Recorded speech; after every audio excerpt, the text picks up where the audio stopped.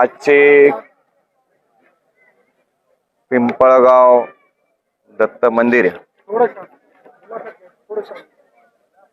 येथे एक रामकथा निमित्तानं बैठक ठेवली होती। या बैठकीला अनेक गावचे सद्भक्त मंडळी व परिसरातील नांदेड जिल्ह्यातील राजकीय नेते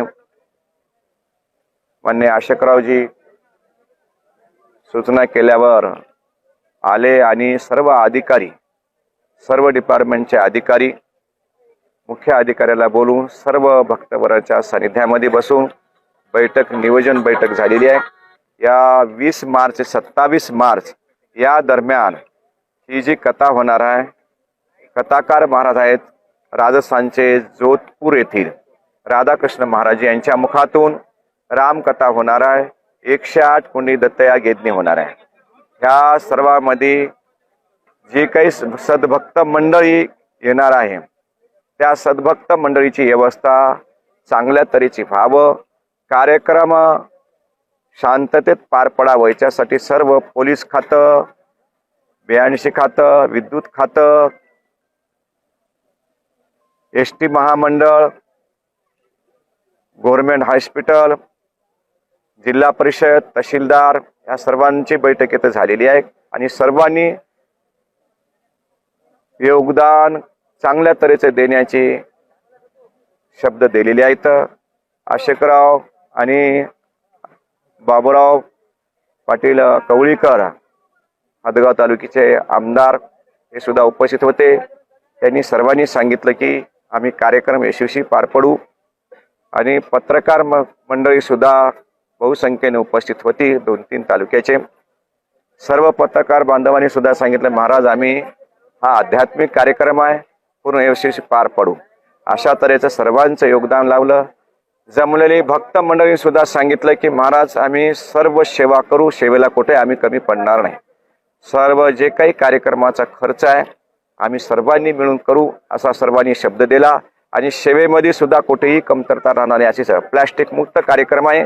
कुठलेही दुकान लागणार नाही। 6 किलोमीटर मध्ये ते 7 किलोमीटर मध्ये कुठेही दुकान लागणार नाही। कोण्या नारळाचं, कोण्या पेढा, बर्फी, बेल, फूल कशाचे दुकान इथे लागणार नाही अशा तऱ्हेचे निवेदन 7 गावच्या ग्रामपंचायतचं तामसा पोलीस स्टेशनला दिलेलं आहे आणि कोणी बी इथं दुकान लावू बी नाही त्याचा प्रयत्न कोणी करू नये। का तर प्लास्टिक मुक्त कार्यक्रम हवं। शेतामध्ये कार्यक्रम आहे जेणेकरून जनावरांना प्लास्टिक टाकून गेल्यानंतर त्रास होते, म्हणून जनावरांना, गाईला, बैलांना, शेळ्यांना, मेंढ्यांना त्रास होऊ नये, शेतकऱ्याला आमच्याकडून त्रास होऊ नये याच्यासाठी हा प्लास्टिक मुक्त कार्यक्रम गेल्या वर्षी खूप मोठ्या प्रमाणात पार पडलेला आहे। यावर्षी सुद्धा सर्व सद्भक्त मंडळीने आणि सर्व राजकीय मंडळी सुद्धा कार्यक्रम तुमच्या सर्वांचा आहे।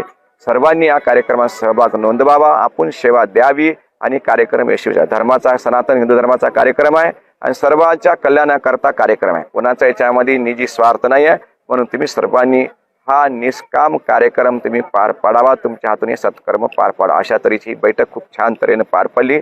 आमचे पत्रकार लोकांनी खूप चांगल्या तऱ्हेचे योगदान गेल्या वर्षी दिलेलं आहे आणि यावर्षी सुद्धा मी आशा बाळगतो की चांगल्या तऱ्हेची सेवा पत्रकार सुद्धा देतील।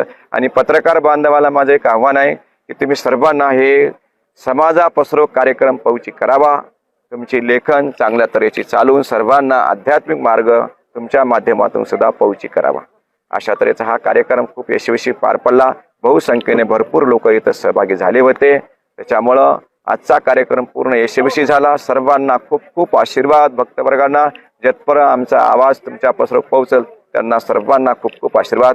आणि यज्ञाला ज्याला कोणाला बसायचं असेल त्यांनी सुद्धा रितसर ऑफिसमधून पावती फाडून घ्यावी आणि सवळ्यामध्ये पूजेला बसायचं आहे। 2-3 तास लागते त्या पूजेला।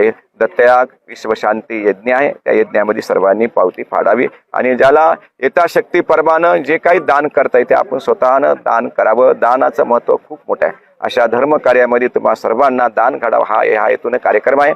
यावर्षी या कार्यक्रमामध्ये रामदेव बाबा येण्याची शक्यता आहे, त्यांनी हो म्हणून शब्द दिला। तारीख फिक्स नाही पण तारीख फिक्स होऊ शकते, म्हणून तुम्ही अनेक साधू संत तुम्हाला दर्शन घडणार आहे, म्हणून तुम्ही सर्वांनी या कार्यक्रमामध्ये येऊन आपलं जीवन धन्य करून घ्यावं असा सर्वांना आशीर्वाद।